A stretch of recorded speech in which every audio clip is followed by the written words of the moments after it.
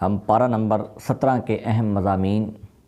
اور خلاصہ بیان کرنے کی سعادت حاصل کریں گے۔ حاضرین و سامعین، پارہ نمبر 17 میں 2 صورتیں سورۃ الانبیاء اور سورۃ الحج ہے۔ سورۃ الانبیاء میں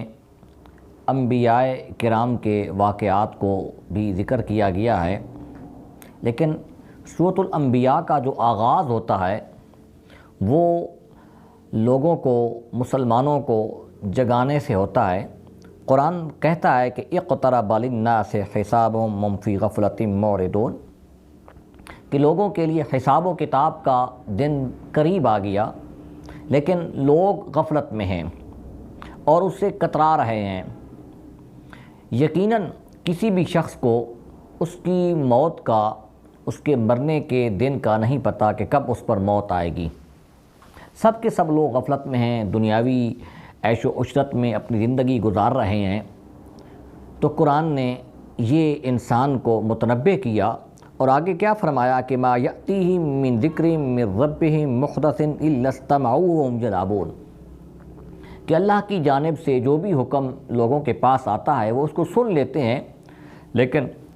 سننے کے باوجود وہم یلعبون، وہ کھیل رہے ہوتے ہیں۔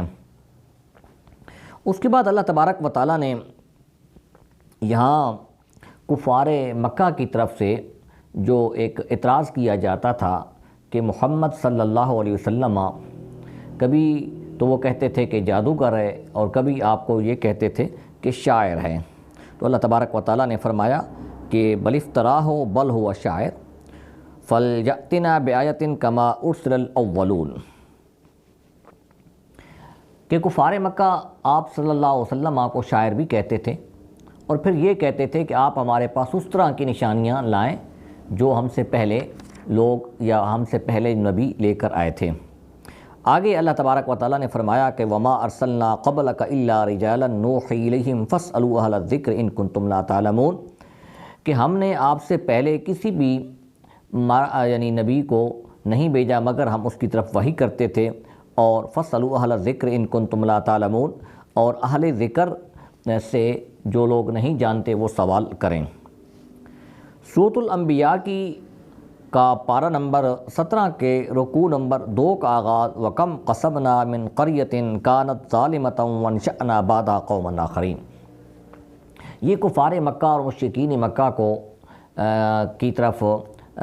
کو متنبہ کرتے ہوئے فرمایا گیا کہ تم عذاب کے معاملے میں جلدی کرتے ہو، لیکن تمہیں یہ بات یاد رہنی چاہیے کہ ہم نے تم سے پہلے بہت سی بستیوں کے اوپر، بہت سے لوگوں کے اوپر عذاب نازل کیا کیونکہ وہ ظالم تھی، اور اس کے بعد پھر ہم نے دوبارہ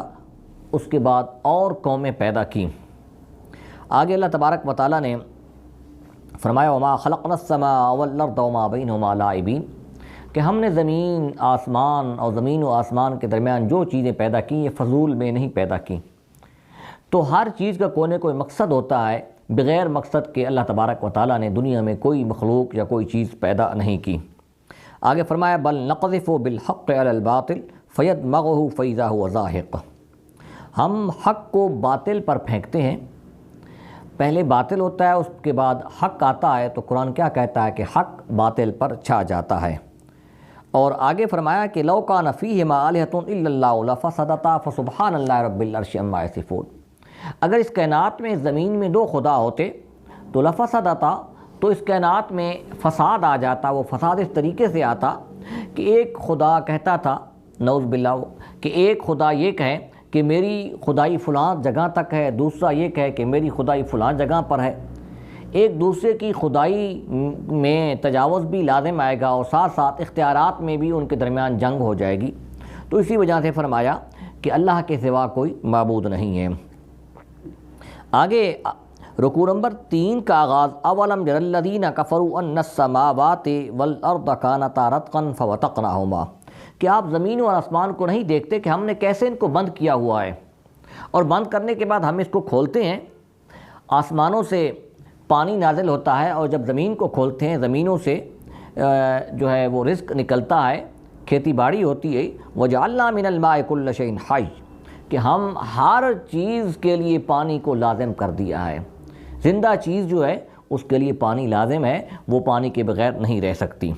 آگے اللہ تبارک و تعالیٰ نے اپنی کاریگری کے اوپر اور اپنی قدرت پر دلائل دیے، وجعلنا فی الارض رواسیہ، کہ ہم نے زمین میں لنگر ڈالے، مراد یہ کہ پہاڑ پیدا کیے، اور آسمان کو ہم نے مضبوط چھت بنایا، اور پھر کہ وہ ذات ہے جو رات کو، دن کو، سورج کو، چاند کو پیدا کرتی ہے۔ اور آگے فرمایا کل نفس ذائقۃ الموت، کہ ہر نفس نے موت کا ذائقہ چکھنا ہے، ہر نفس پر موت آئے گی، لیکن ایک ذات ہے جس پر موت نہیں آئے گی۔ اور آگے فرمایا کہ خلق الانسان من اجل، کہ انسان کو جلد باز پیدا کیا گیا ہے۔ اس آیت کا شان نزول کچھ اس طرح ہے کہ نضر بن حارث کہا کرتا تھا کہ آپ جس عذاب سے ہمیں ڈراتے ہو وہ ہمارے پاس کیوں نہیں آتا، اور وہ ہمارے پاس کب آئے گا؟ اس پر یہ آیت نازل ہوئی کہ آپ جلدی نہ کیجیے، کیونکہ انسان تو ویسے ہی جلد باز ہے۔ سأریکم آیاتی فلا تستعجلون، ان قریب ہم اپنی نشانیاں دکھائیں گے، تمہارے اوپر بھی عذاب آئے گا، فلا تستعجلون، اس معاملے میں تمہیں جلدی کرنے کی ضرورت نہیں ہے۔ رکوع نمبر 4 کا آغاز قل من یکلؤکم باللیل والنہار من الرحمن سے ہوتا ہے کہ محبوب فرما دو کہ کون ہے جو تمہاری دن اور رات کے وقت رحمان سے حفاظت کرتا ہے۔ اللہ سب مخلوقات پر، سب چیزوں پر، سب لوگوں پر غالب ہے، تو فرمایا کہ رحمان سے کیسے تم حفاظت کر سکتے ہو دن اور رات میں، کیسے تم چھپ سکتے ہو؟ وہ اللہ تبارک و تعالیٰ تو ہر چیز پر قادر ہے۔ آگے کیا فرمایا کہ وَلَئِن مَسَّتْهُمْ نَفْحَةٌ مِّنْ عَذَابِ رَبِّكَ لَيَقُولُنَّ يَا وَيْلَنَا إِنَّا كُنَّا ظَالِمِينَ، اور اگر انہیں تمہارے رب کا عذاب چھوئے تو وہ یہ کہتے ہیں کہ یا ویلنا انا کننا ظالمین، بے شک ہم ہی ظالم ہیں۔ تو آگے فرمایا کہ ہم جو ہے قیامت والے دن ترازو کو عدل کے ساتھ رکھیں گے، فلا تظلم نفس شیئا، کسی بھی نفس پر کوئی بھی جو ہے وہ ظلم نہیں کیا جائے گا۔ جس کے پاس چھوٹی سی نیکی بھی ہوگی اس کا بھی اس کے نام اعمال میں لکھا جائے گا، اور جس کے پاس بڑی سی بڑی نیکی یا گناہ ہوگا، جو بھی وہ عمل دنیا میں اس نے کیے تھے وہ سب کے سب اس کے پاس لکھے ہوئے ہوں گے۔ رکوع نمبر 5 کا آغاز حضرت ابراہیم علیہ السلام کے تذکرے کے ساتھ کیا، وَلَقَدْ آتَيْنَا إِبْرَاهِيمَ رُشْدَهُ مِنْ قَبْلُ وَكُنَّا بِهِ عَالِمِينَ، کہ ہم نے حضرت ابراہیم علیہ السلام کو ہدایت عطا کی۔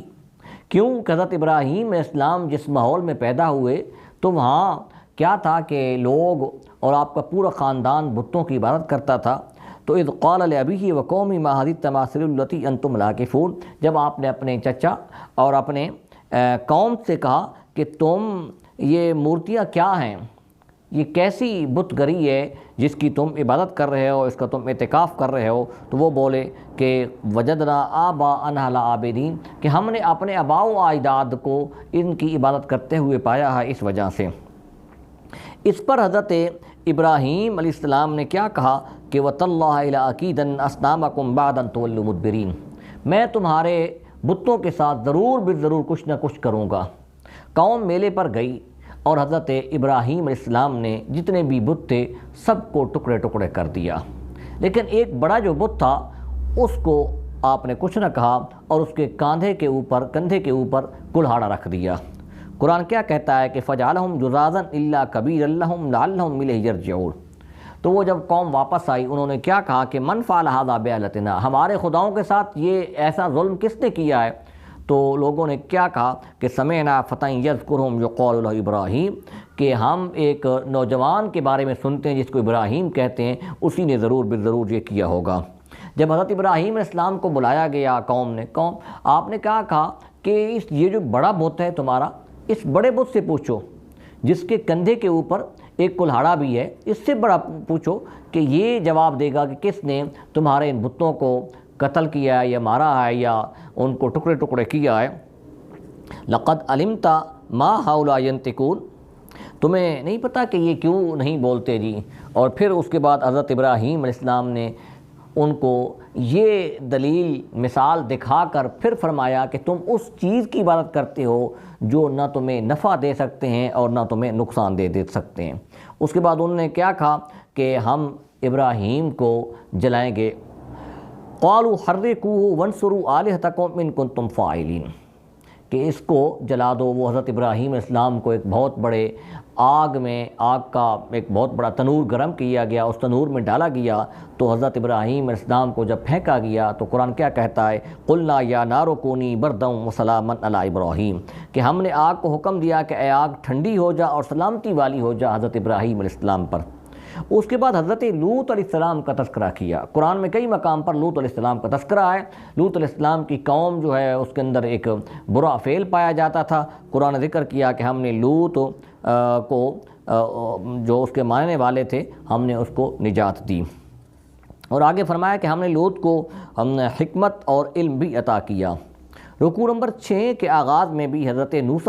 علیہ السلام کا تذکرہ ہے، وَنُوحًا إِذْ نَادَىٰ مِن قَبْلُ فَاسْتَجَبْنَا لَهُ فَنَجَّيْنَاهُ وَأَهْلَهُ مِنَ الْكَرْبِ الْعَظِيمِ، کہ ہم نے نوح علیہ السلام کو بھی عذاب سے نجات دلائی۔ نوح علیہ السلام کی قوم پر کون سا عذاب آیا؟ وہ پانی کا عذاب تھا، تو اس سے حضرت نوح علیہ السلام اور آپ کا خاندان جو تھا، آپ کے ساتھ جو کشتی میں سوار ہو گئے تھے، وہ بچ گئے۔ اس کے بعد قرآن نے حضرت داؤد اور حضرت سلیمان علیہ السلام کا واقعہ ایک ذکر کیا ہے کہ حضرت سلیمان اور حضرت داؤد دونوں نبی تھے، دونوں بادشاہ تھے۔ وہاں ایک حضرت داؤد اسلام کی مجلس میں ایک کسی نے مقدمہ پیش کیا کہ ایک شخص کی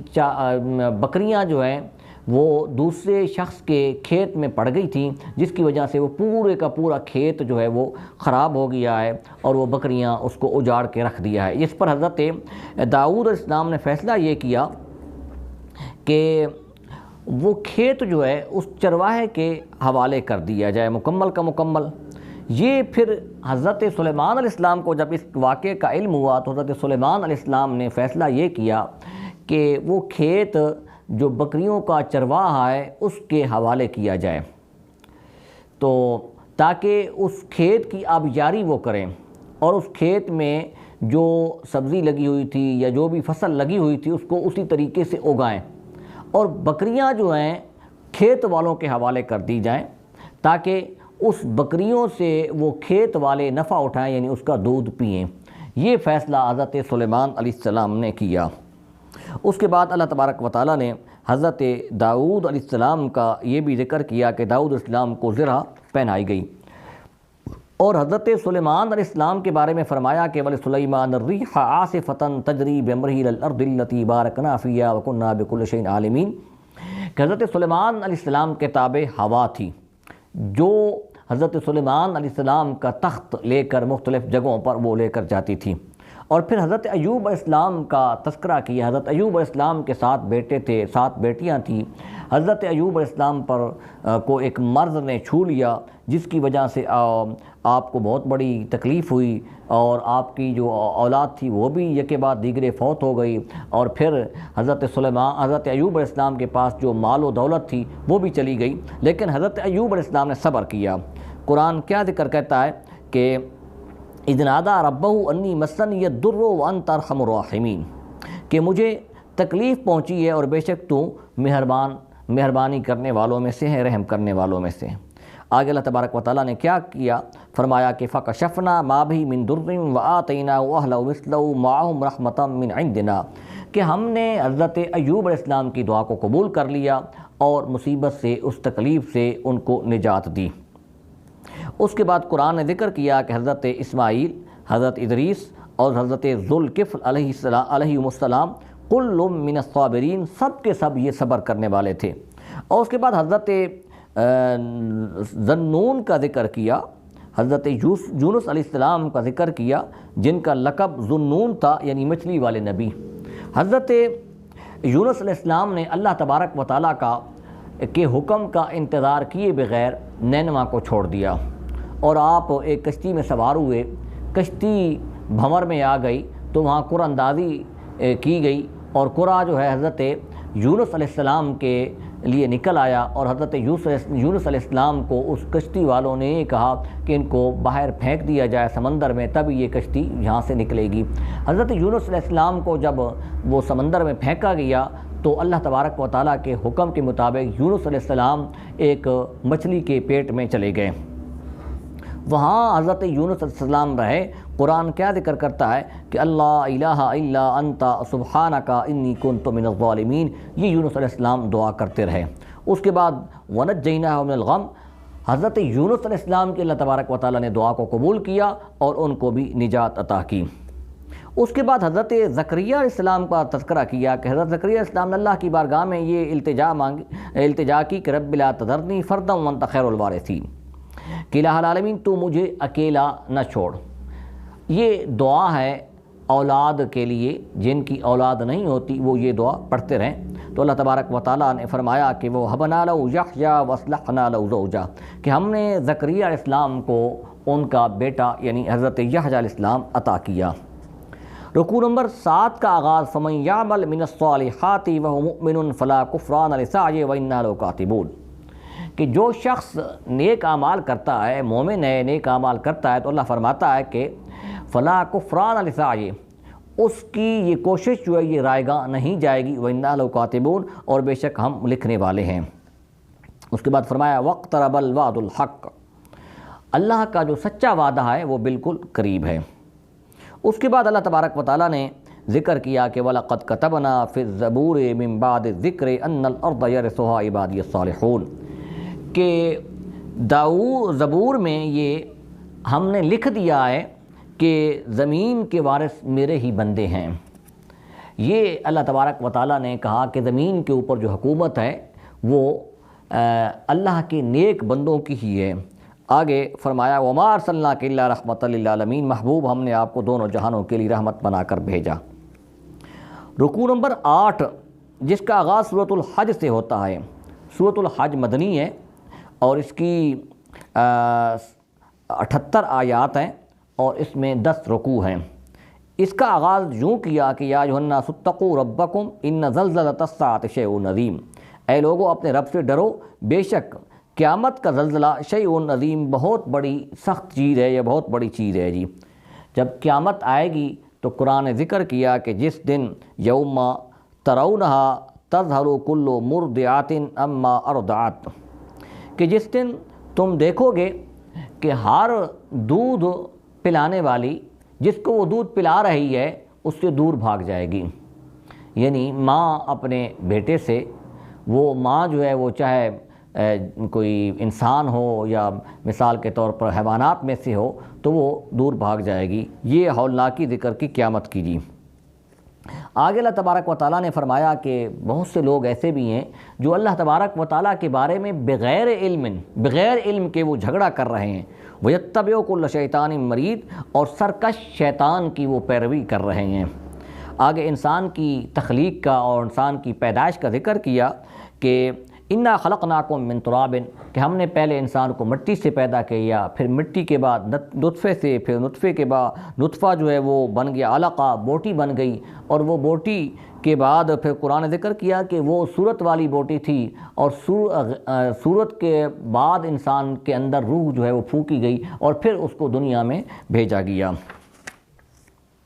اور آگے فرمایا وَأَنَّ السَّاعَةَ آتِيَةٌ لَا رَيْبَ فِيهَا وَأَنَّ اللَّهَ يَبْعَثُ مَن فِي الْقُبُورِ،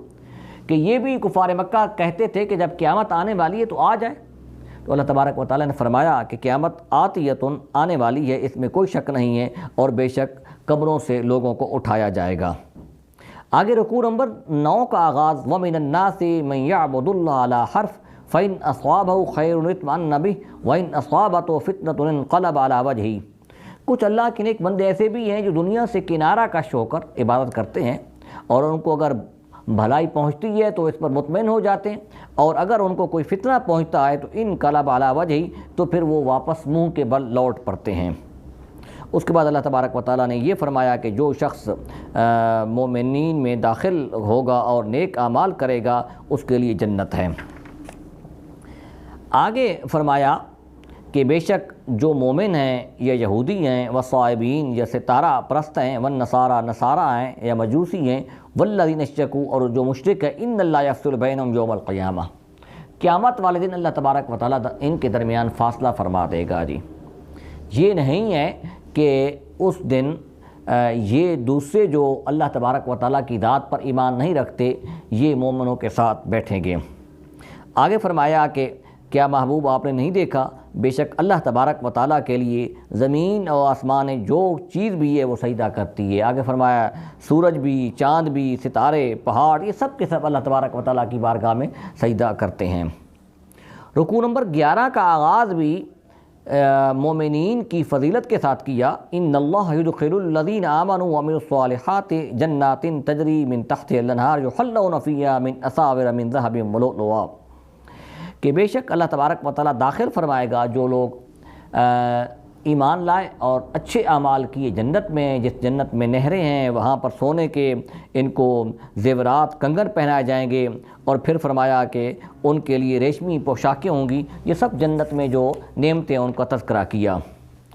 رکوع نمبر 11 کا آغاز حضرت ابراہیم علیہ السلام کے تذکرہ سے کیا۔ وَإِذْ بَوَّأْنَا لِإِبْرَاهِيمَ مَكَانَ الْبَيْتِ أَلَّا تُشْرِكْ بِي شَيْئًا وَطَهِّرْ بَيْتِي لِلطَّائِفِينَ، کہ جب ہم نے حضرت ابراہیم کو ٹھکانہ عطا کیا، مطلب یہ کہ حضرت ابراہیم علیہ السلام جب مکہ میں آئے، عرب میں آئے، اس کے بعد انہوں نے اللہ کا گھر تعمیر کیا، تو اللہ نے فرمایا طہر بیت للطائفین، میرے گھر کو پاک کر دیجئے طواف کرنے والوں کے لیے، اعتکاف کرنے والوں کے لیے، رکوع کرنے والوں کے لیے، سجود کرنے والوں کے لیے۔ پھر اللہ تبارک و تعالیٰ کے حکم سے حضرت ابراہیم علیہ السلام نے ایک ندا دی، اذن فی الناس بالحج یأتوک رجالا وعلی کل ضامر یأتین من کل فج عمیق، آپ لوگوں کو پکاریے کہ حج کرنے کے لیے اس بیت اللہ کے پاس آئیں۔ تو حضرت ابراہیم علیہ السلام کی اس ندا کو تمام لوگوں نے جو عالم ارواح میں تھے یا اصلاب یعنی ماؤں کے پیٹ میں تھے، ان سب نے ان کو سنا، اور جس نے بھی حضرت ابراہیم علیہ السلام کی اس ندا پر لبیک کہا تو اس کو حج بیت اللہ کی سعادت نصیب ہوگی۔ پھر فرمایا کہ ذالک من یعظم حرمات اللہ فہو خیر لہ، جو اللہ کی حرمتوں کی تعظیم کرتا ہے، اللہ کی نشانیوں کی تعظیم کرتا ہے، فہو خیر لہ عند ربہ، تو وہ اللہ تبارک و تعالیٰ کے ہاں اس کا بھلا یا اس کی بھلائی پالے گا۔ آگے رکوع نمبر 12 میں فرمایا، جس کے آغاز میں ارشاد فرمایا کہ وَلِكُلِّ أُمَّةٍ جَعَلْنَا مَنْسَكًا لِيَذْكُرُوا اسْمَ اللَّهِ عَلَىٰ مَا رَزَقَهُم مِّن بَهِيمَةِ الْأَنْعَامِ، کہ ہم نے ہر امت کے لیے قربانی کو لازم کر دیا کہ جو ان کو اللہ تبارک و تعالیٰ نے چوپاؤں کا رزق دیا ہے، اس رزق میں سے وہ اللہ کے نام پر ذبح کریں۔ آگے فرمایا کہ وَالْبُدْنَ جَعَلْنَاهَا لَكُم مِّن شَعَائِرِ اللَّهِ لَكُمْ فِيهَا خَيْرٌ فَاذْكُرُوا اسْمَ اللَّهِ عَلَيْهَا ثَوَابٌ، کہ قربانیاں یہ بھی ایک اعتراض کیا جاتا تھا کہ مسلمان تو یہ قربانیوں کو، جانوروں کو ذبح کر دیتے، تو اللہ تعالیٰ نے فرمایا کہ ہم نے قربانیوں کو، اس جانوروں کی قربانیوں کو ہم نے شعائر اللہ بنا دیا ہے، لیکن اللہ تبارک و تعالیٰ کو لن ینال اللہ لحومها ولا دماؤها ولکن ینالہ التقویٰ، اللہ تبارک و تعالیٰ کو نہ تو ان جانوروں کے گوشت کی ضرورت ہے اور نہ ہی ان کی پوست وغیرہ کی ضرورت ہے، بلکہ اللہ تبارک و تعالیٰ تقویٰ تمہارے اندر دیکھنا چاہتا ہے۔ رکوع نمبر 13 کا آغاز اذن للذین یقاتلون بانہم ظلموا سے کیا، جس کا مفہوم یہ کہ مکہ المکرمہ میں مسلمانوں پر بہت ظلم کیا جاتا تھا۔ مسلمانوں کی یہ التجا تھی رسول اکرم صلی اللہ علیہ وسلم کی بارگاہ میں، اور خواہش تھی کہ آپ ہمیں اجازت دیجیے، ہم کفار مکہ کے ساتھ جنگ کیجیے یا ان کی تکلیفوں کا جواب دیں، لیکن اللہ تبارک و تعالیٰ نے ان کو روک کے رکھا۔ جب مسلمان مکہ سے مدینہ طیبہ آ گئے تو اس وقت اللہ تبارک و تعالیٰ نے یہ آیت نازل کی اور فرمایا کہ اب اجازت ہے تمہیں قتال کرو جو تمہارے ساتھ زیادتی کرتی ہیں، جو تمہارے اوپر ظلم کرتے ہیں۔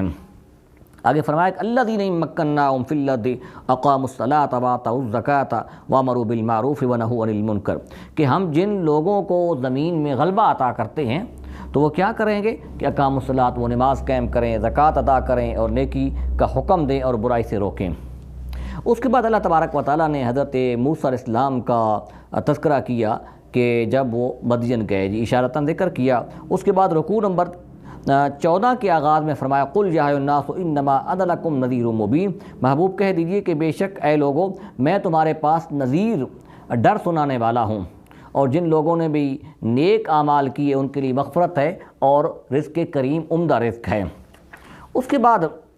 ایک اللہ تبارک و تعالیٰ نے سورۃ الحج کی ایک مشہور آیت الملک یومئذ للہ یحکم بینہم، کہ آج کے دن صرف اور صرف اللہ تبارک و تعالیٰ کی حکومت ہے۔ یہ آج کے دن سے قیامت والا دن بھی ہو سکتا ہے، یا جس دن مسلمانوں کو فتح ہوئی تھی، فتح مکہ ہوا تھا، یہ اس کی طرف بھی اشارہ ہو سکتا ہے۔ آگے رکوع نمبر 15 کا آغاز، والذین ہاجروا فی سبیل اللہ ثم قتلوا او ماتوا لیرزقنہم اللہ رزقا حسنا، کہ جو لوگ اللہ کی راہ میں ہجرت کرتے ہیں یا قتل کیے جاتے ہیں یا مر جاتے ہیں تو اللہ تبارک و تعالیٰ ان کو عمدہ رزق دیتا ہے۔ اس کے بعد اللہ تبارک و تعالیٰ نے اپنی خالق ہونے پر، اپنے مالک ہونے پر دلائل دیے جی، فرمایا کہ بے شک وہ ذات جو دن کو رات سے نکالتا ہے اور رات کو دن سے نکالتا ہے، اور بے شک وہ اللہ سننے والا ہے، دیکھنے والا ہے۔ ذالک بأن اللہ هو الحق وانما يدعون من دونه هو الباطل، کہ بے شک جو اللہ کی ذات ہے وہی حق ہے، اور اللہ کے علاوہ جن کی بھی تم عبادت کرتے ہو هو الباطل، وہ باطل ہے۔ رکوع نمبر 16 کا آغاز، الم تر ان اللہ سخر لکم ما فی الارض والفلک تجری فی البحر بامرہ سے کیا، کہ کیا محبوب آپ نہیں دیکھتے کہ بے شک اللہ تبارک و تعالیٰ نے تمہارے لیے مسخر کر دیا ہے، تمہارے تابع کر دیا ہے جو کچھ زمینوں میں ہیں، کشتیوں کو، اور جو کہ سمندر میں اللہ کے حکم سے چل رہی ہیں، تو یہ کون تابع کرنے والا ہے؟ وہ اللہ کی ذات ہی موجود ہے۔ آگے فرمایا کہ وہی ذات ہے جو تم کو زندگی عطا کرتا ہے اور جو تم کو موت بھی دیتا ہے، ثم یحییکم، پھر تمہیں وہ زندہ کرے گا، ان الانسان لکفور، بے شک انسان جو ہے البتہ ناشکرا ہے۔ رکوع نمبر 17 کا آغاز، یا ایھا الناس ضرب مثل فاستمعوا لہ، اللہ فرماتا ہے کہ اے لوگو تمہارے لیے ایک مثال بیان کی جاتی ہے، اس کو غور سے سنو۔ ان الذین تدعون من دون اللہ لن یخلقوا ذبابا ولو اجتمعوا لہ وان یسلبھم الذباب شیئا لا یستنقذوہ منہ۔ اللہ تبارک و تعالیٰ نے فرمایا کہ جو اللہ کے علاوہ بتوں کی بات کرتے ہیں ان سے ذرا یہ پوچھو، ان سے یہ سوال کرو کہ وہ بت تو ایک مکھی کو پیدا کرنے پر بھی قدرت نہیں رکھتے۔ پھر فرمایا کہ مکھی پیدا کرنا تو دور کی بات ہے، مکھی جو تمہارے کھانوں میں سے کوئی چیز لے کر جاتی ہے، ساتھ اٹھا کر لے جاتی ہے، تم تو اس مکھی سے نہ وہ چیز دیکھ سکتے ہو اور نہ اس مکھی سے وہ چیز جو کھانا وہ لے کر گئی ہے وہ واپس کر سکتے ہو۔ اللہ تبارک و تعالیٰ نے فرمایا